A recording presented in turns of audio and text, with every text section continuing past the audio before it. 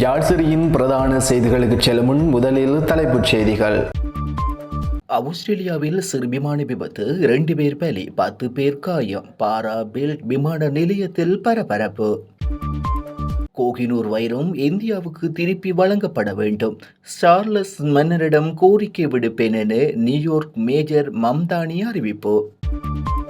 உக்ரைனில் கொள்ளையடிக்கப்பட்ட தானியங்கள் இஸ்ரேலுக்கு விற்பனை செய்ததாக ரஷ்யா மீது வெலோடிமிர் ஜெலன்ஸ்கி கடும் குற்றச்சாட்டு.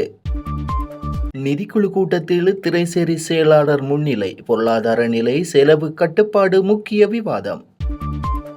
ஞானசார தேர்தலுக்கு குற்றப்பத்திரிகை கையளிப்பு, சட்ட போராட்டம் தீவிரம். அனுர அரசாங்கம் மீது குற்றச்சாட்டு, சிஐடியில் பரபரப்பான முறைப்பாடு. நாட்டின் நிதி மேலாண்மை தொடர்பான முக்கிய அம்சங்களை ஆராயும் நிதிக்குழு கூட்டம் இன்று நடைபெற்ற நிலையில் திரைசேரி செயலாளர் அதில் முன்னிலை வகித்து கலந்து கொண்டார். இந்த கூட்டம் அரசின் வருவாய், செலவு திட்டம் மற்றும் பொருளாதார நிலைமைகளை மதிப்பீடு செய்யும் நோக்கில் நடைபெற்றது. கூட்டத்தின் போது அரசின் தற்போதைய வருவாய் நிலை, வரி சூழல் முன்னேற்றம் மற்றும் அரசு செலவுகளை கட்டுப்படுத்தும் நடவடிக்கைகள் குறித்து விரிவாக ஆராயப்பட்டது. குறிப்பாக நாட்டின் பொருளாதார நிலைத்தன்மையை உறுதிப்படுத்த தேவையான சீர்திருத்தங்கள் மற்றும் எதிர்கால நிதி திட்டங்கள் பற்றியும் கவனம் செலுத்தப்பட்டது. மேலும் பொதுமக்கள் மீது சுமையை குறைக்கும் வகையில் நிதி ஒதுக்கீடுகளை சீரமைப்பது, முக்கிய துறைகளுக்கு முன்னுரிமை வழங்குவது போன்ற விடயங்களும் விவாதிக்கப்பட்டன. அதே சமயம் கடன் மேலாண்மை மற்றும் சர்வதேச நிதி ஒத்துழைப்புகள் தொடர்பான விடயங்களும் பேசப்பட்டதாக தகவல் தெரிவிக்கின்றன. இந்த கூட்டத்தில் அரசின் பல்வேறு துறைகளை சேர்ந்த உயர் அதிகாரிகள் கலந்து கொண்டு தங்களது கருத்துக்களை முன்வைத்தனர். திரைசேரி செயலாளர் நாட்டின் பொருளாதாரத்தை நிலைப்படுத்த அனைவரும் ஒருங்கிணைந்து செயல்பட வேண்டியது அவசியம் என வலியுறுத்தினார். இக்கூட்டத்தின் முடிவுகள் வரவிருக்கும் நிதி கொள்கைகள் மற்றும் அரசின் பொருளாதார தீர்மானங்களில் முக்கிய தாக்கத்தை ஏற்படுத்தும் என எதிர்பார்க்கப்படுகின்றது. கலபொட அத்தே ஞானசார தேரர் தொடர்பான வழக்கில் முக்கிய முன்னேற்றமாக அவருக்கு எதிரான குற்றச்சாட்டுகள் அடங்கிய குற்றப்பத்திரிகை நீதிமன்றத்தில் அதிகாரப்பூர்வமாக கையளிக்கப்பட்டுள்ளது. இந்த குற்றப்பத்திரிகை பல்வேறு சர்ச்சைக்குரிய உரைகள் மற்றும் சமூக அமைதியை பாதிக்கும் வகையில் நடந்து கொண்டதாக கூறப்படும் செயல்கள் தொடர்பாக தாக்கல் செய்யப்பட்டதாக தகவல் தெரிவிக்கின்றன. குறிப்பாக இன மற்றும் மத உணர்வுகளை தூண்டும் வகையில் அவர் கருத்துக்கள் வெளியிட்டதாக குற்றம் சாட்டப்பட்டுள்ளது. ஞானசார தேரர் போடு பல சேனா அமைப்பின் முக்கிய முகமாக இருப்பதால் இந்த வழக்கு நாடு முழுவதும் கவனம் பெற்றுள்ளது. முன்னதாகவும் பல சர்ச்சைகளில் ஈடுபட்டிருந்த அவர் மீது பல்வேறு வழக்குகள் பதிவு செய்யப்பட்டிருந்தன. நீதிமன்றம் இந்த வழக்கை விசாரிக்க தொடங்கியுள்ள நிலையில் அடுத்த கட்ட விசாரணைகளில் சாட்சியங்கள், ஆதாரங்கள் மற்றும் வாக்கு மூலங்கள் பதிவு செய்யப்பட உள்ளன. இந்த வழக்கு நாட்டில் சட்ட மற்றும் ஒழுங்கு நிலை குறித்து பெரிய விவாதத்தை ஏற்படுத்தியுள்ளது. இந்த நிலையில் மனித உரிமை அமைப்புகள் இந்த நடவடிக்கையை வரவேற்று சட்டம் அனைவருக்கும் சமமாக அமல்படுத்தப்பட வேண்டும் என்று வலியுறுத்தியுள்ளன. மறுபுறம் சில தரப்புகள் இதனை அரசியல் நோக்கத்துடன் முன்னெடுக்கப்படுவதாகவும் குற்றஞ்சாட்டுகின்றன. இந்த வழக்கின் தீர்ப்பு எதிர்காலத்தில் இத்தகைய பிரச்சினைகளுக்கு முக்கிய முன்னுதாரணமாக அமையும் என எதிர்பார்க்கப்படுகின்றது. அரசியல் சூழலில் பெரும் அதிர்வலை ஏற்படுத்தும் வகையில் அனுர தலைமையிலான அரசாங்கத்திற்கு எதிராக குற்றப்புலனாய்வு திணைக்களமான சிஐடியில் அதிகாரப்பூர்வ முறைப்பாடு ஒன்று பதிவு செய்யப்பட்டுள்ளதாக தகவல் வெளியாகியுள்ளன. இந்த முறைப்பாட்டில் அரசாங்கத்தின் சில முக்கிய முடிவுகள் மற்றும் செயல்பாடுகள் சட்டவிரோதமானவையாகவும் பொதுநலனுக்கு எதிரானவையாகவும் உள்ளதாக குற்றம் சாட்டப்பட்டுள்ளதாக கூறப்படுகின்றது. குறிப்பாக நிதி மேலாண்மை, அதிகார துஷ்பிரயோகம் மற்றும் சில ஒப்பந்தங்களில் வெளிப்படைத்தன்மை இல்லாமல் போன்ற அம்சங்கள் குறித்து கவனம் செலுத்தப்பட்டுள்ளதாக தகவல் தெரிவிக்கின்றன. முறைப்பாட்டை பதிவு செய்தவர்கள் இந்த விவகாரத்தில் முழுமையான மற்றும் சார்பற்ற விசாரணை நடத்தப்பட வேண்டும் என கோரிக்கை விடுத்துள்ளனர். அதேவேளை சிஐடி அதிகாரிகள் ஆரம்பகட்ட தகவல் சேகரிப்பில் ஈடுபட்டு வருவதாகவும் தேவையானால் சம்பந்தப்பட்டவர்களை விசாரணைக்கு அழைக்கும் வாய்ப்பு இருப்பதாகவும் கூறப்படுகின்றது. இந்த சம்பவம் அரசியல் வட்டாரங்களில் கடும் விவாதங்களை தூண்டியுள்ளது. ஆதரவாளர்கள் இதை அரசியல் பழிவாங்கலாக கருதுகின்றனர். எதிர்க்கட்சிகள் இதை சட்டத்தின் வெற்றி என வரவேற்கின்றனர். இவ்விவகாரம் குறித்து அரசாங்கத்தின் அதிகாரப்பூர்வ பதிலினும் வெளியாகவில்லை எனினும் இந்த முறைப்பாடு எதிர்காலத்தில் நாட்டின் அரசியல் நிலைப்பாட்டில் முக்கிய தாக்கத்தை ஏற்படுத்தக்கூடியதாக பார்க்கப்படுகின்றது.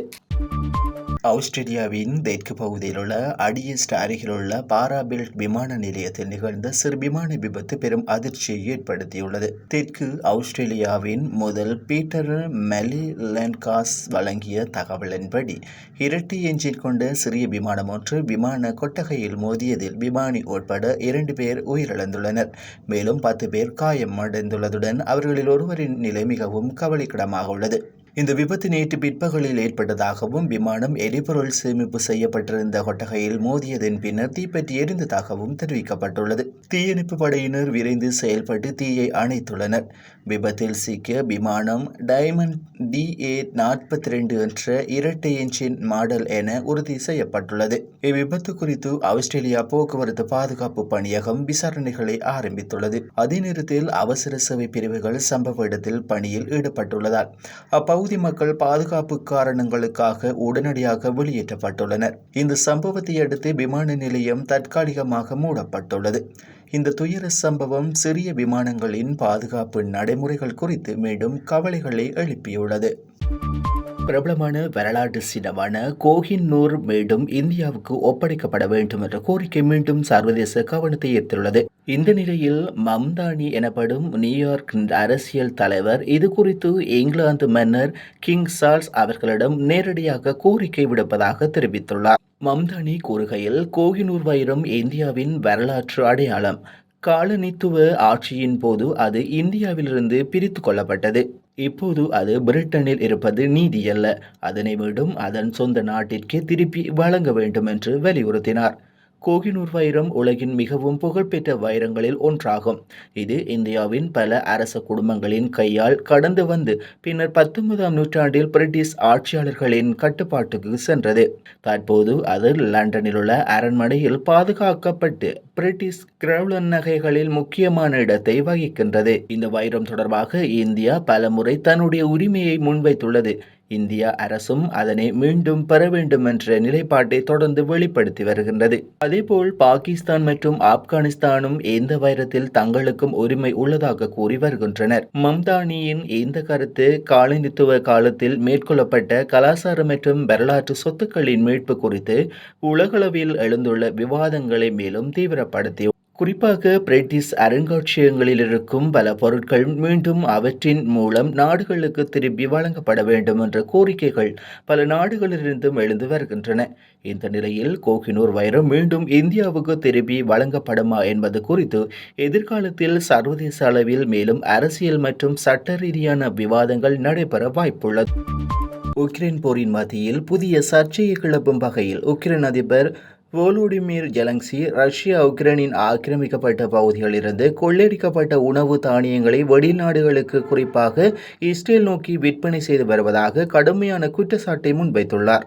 ஜெலன்ஸ்கி வெளியிட்ட அறிக்கையில் ரஷ்ய படைகள் உக்ரைனின் விவசாய வளங்களை திட்டமிட்டு கைப்பற்றி அங்குள்ள களஞ்சிய சாலைகளில் சேமிக்கப்பட்டிருந்த கோதுமை உள்ளிட்ட முக்கிய தானியங்களை சட்டவிரோதமாக ஏற்றுமதி செய்து வருவதாக தெரிவித்துள்ளார். இது வெறும் பொருளாதார கொள்கை மட்டுமல்ல, உலகளாவிய உணவு பாதுகாப்பிற்கே அச்சுறுத்தலாக மாறியுள்ளதாகவும் அவர் எச்சரித்துள்ளார். இந்த குற்றச்சாட்டுக்கு இதுவரை ரஷ்யா எந்த அதிகாரப்பூர்வ பதிலும் வழங்கவில்லை. இருப்பினும் இந்த விவகாரம் சர்வதேச அளவில் பெரும் விவாதத்தை ஏற்படுத்தியுள்ளது.